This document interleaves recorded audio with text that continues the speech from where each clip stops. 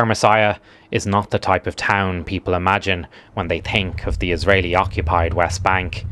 Plots of land cost upwards of $1 million, and the homes look like luxury villas. Yasser Alcom returned here in 2022, 35 years after he had emigrated to the United States. It's home. It's home. Everybody in the town knows everybody else. But things here are not as idyllic as they might first seem. As an American, reality hit me in 2022 in September when I first was stopped and presented my US passport. And they said, no, we don't want that. Give us your Palestinian ID. I didn't turn 18 when I left. So I was 17 and 10 months. I did not experience settlers. I did not experience violence. This is the violence Yasser is talking about.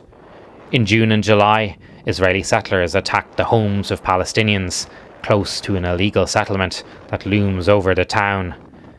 In this security camera footage, obtained by RTE News, settlers set a home on fire.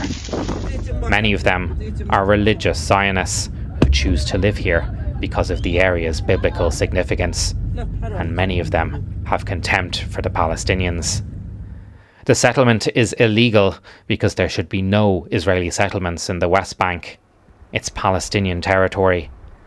But the Israeli government has approved a rapid expansion of these settlements. That expansion and the associated violence was cited by Hamas as a justification for its October 7th attack. Netanyahu was fixated on the idea of pushing the Palestinians to the corner and expelling them out of the West Bank.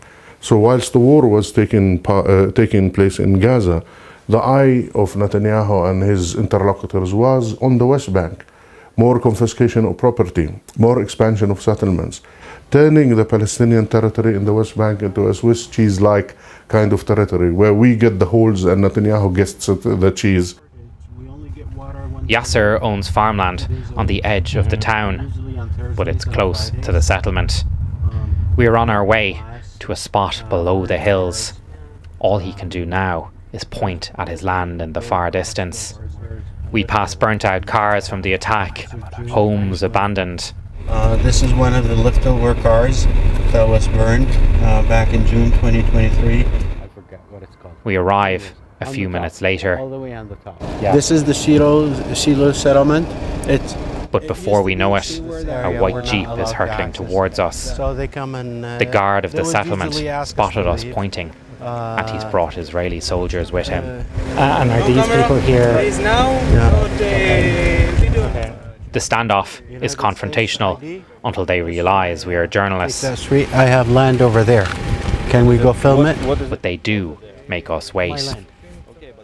Okay, so the Israeli soldiers have just left. They asked us to stop filming and even asked to view our footage. They finally said that we could continue filming once they were out of sight. Yasser asked for permission to visit his land. The answer was no.